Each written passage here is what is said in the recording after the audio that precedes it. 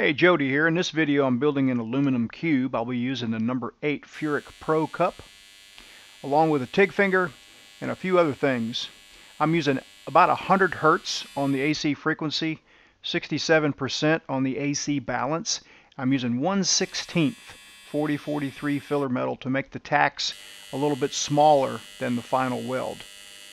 For the actual weld, I use 3/32 diameter filler metal. I'm trying to dip the filler rod in there about once per second and move the arc ahead about 1/8 of an inch per second. If I do that consistently, I'll have some decent uniformity.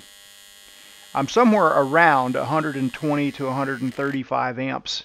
It just depends on where I am on the cube, how hot it is, if it's warm or cold. Right now I'm going to show how you can use a TIG finger not only to put on your finger, but as a heat shield and a prop, a glide mechanism.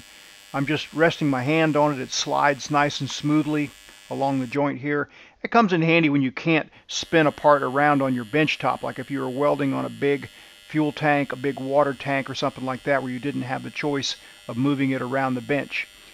Welding will put you in all kinds of odd positions. Sometimes it's nice just to have a prop and a heat shield in your pocket rather than have to create some kind of elaborate mechanism to prop and hold your hand steady. A steady hand just plain welds better.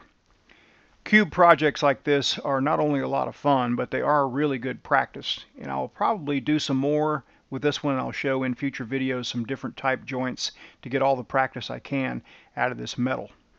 I started using and trying out these 8 clear cups just really so I could film the arc better, so we all can see what's going on better. But I have since realized that they not only help me film better and help you see it better, but they help me see things better as I'm welding. Not only that, they provide really good gas shielding and can really help you see in a corner somewhere. If you're welding down in a corner, you can watch me looking through the cup here on this little small aluminum project here.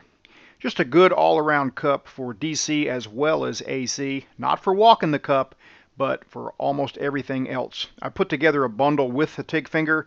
It makes sense to me. You can save some money. You can check it out at weldmonger.com.